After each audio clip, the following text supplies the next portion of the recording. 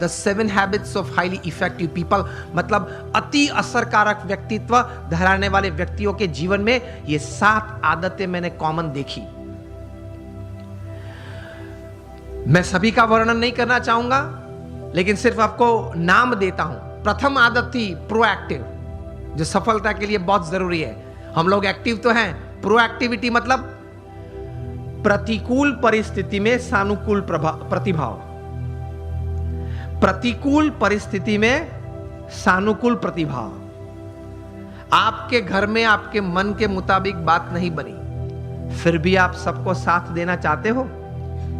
आप जो ट्रस्ट में हो, जो संस्था में हो, जिसमें आपका प्रोजेक्ट, आपका विचार अच्छे थे, लेकिन सर्वानुमत से वो स्वीकार नहीं किया गया और किसी और का विचार स्वीकार किया गया, फिर भी आप इतने उत्साह से उस प्रोजेक्ट में अपने आप को वो सेवा में जोड़ सकते हो। ये बोलते हैं प्रतिकूल परिस्थिति में सानुकूल प्रतिभाव। आपका किसी ने अपमान किया,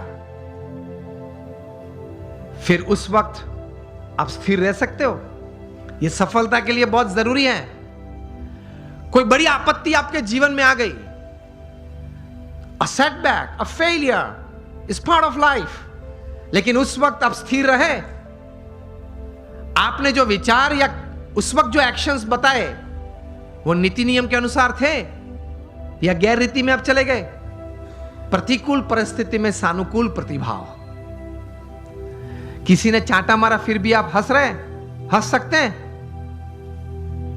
To keep yourself stable is the first important aspect. प्रतिकूल परिस्थिति में सानुकूल प्रतिभाव। दूसरी बात लिखते हैं, begin with the end in mind. जो भी आप करना चाहते हैं तो उसका अंतिम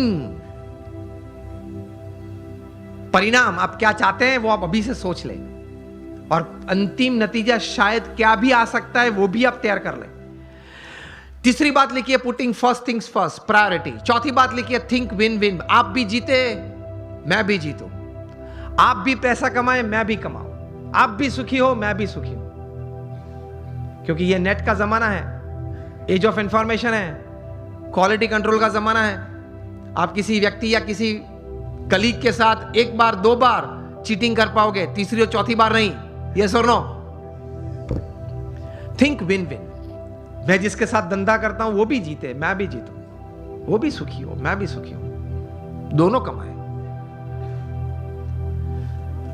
5वीं बात लिखी थी, seek first to understand and then to be understood. ये मिलियनर यूथ समृद्ध जीवन के लिए ये आदत बहुत जरूरी है। Seek first to understand and then to be understood. आप पहले वो व्यक्ति को समझने का प्रयत्न करें, फिर वो व्यक्ति मुझे समझे, ऐसी अपेक्षा रखे। हमारी बात ये होती है कि देख तू मेरा सुन, पहले तू मेरी बात सुन। ये स्टीफन कॉवी लिखते हैं, ये 3000 सक्सेसफुल पीपल के जीवन में ये आदत थी। पहले वे सामने वाले व्यक्ति को शांति से सुनते थे। कभी हम सुनते हैं तो उसके पीछे हमारा विचार ये रहता है कि इसको उत्तर क्या दूं। उत्तर देने के लिए मत सुनना। स्टीफन कॉवी लिखते हैं, एम्फैटिक लिसनिंग, समझने के लिए सुनना।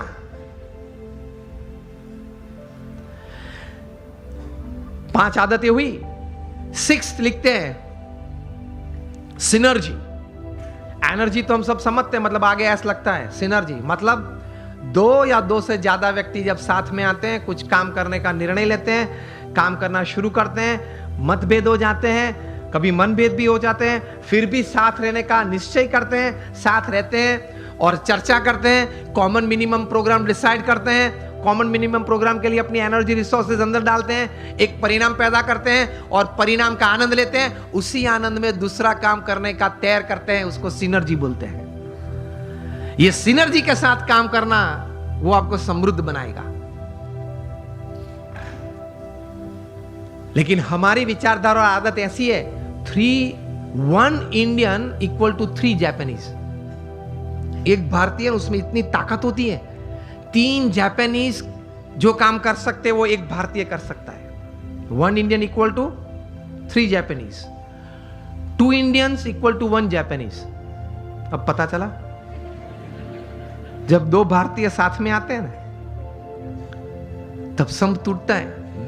मेरे हिसाब से करना है, वो बोले मेरे हिसाब से करना है, तो फिर दोनों की शक्ति साथ में आती है तो भी कितनी बन जाती है?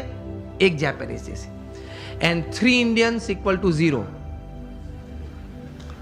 बन जाता है।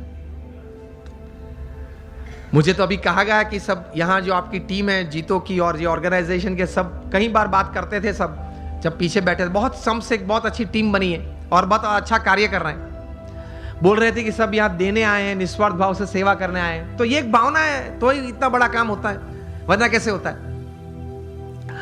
और 7th हैबिट लिखते हैं, शार्पन योर सॉ। मतलब आपको अगर if you want to cut a tree by a saw तो you have to sharpen it. तो your saw, your physical saw, you have to keep exercises, mental saw, you have to keep good reading and thinking good. Your emotional saw, that is you have to have the right type of feelings, and your spiritual saw. इसमें Stephen Covey लिखते हैं कि connect with your creator through prayers every day. आप अपने सर्जनहार के साथ संबंध नित्य रखना प्रार्थना के रूप से। ये 3000 सफल व्यक्ति के जीवन में उन्होंने भगवान के प्रति श्रद्धा दृढ़ देखी। ये सफलता का बहुत बड़ा कारण है, क्योंकि जीवन में ऐसे प्रसंग बनेंगे जब आपके मोबाइल में 500 नंबर होंगे, किसको फोन करूं वो प्रश्न आ जाएगा।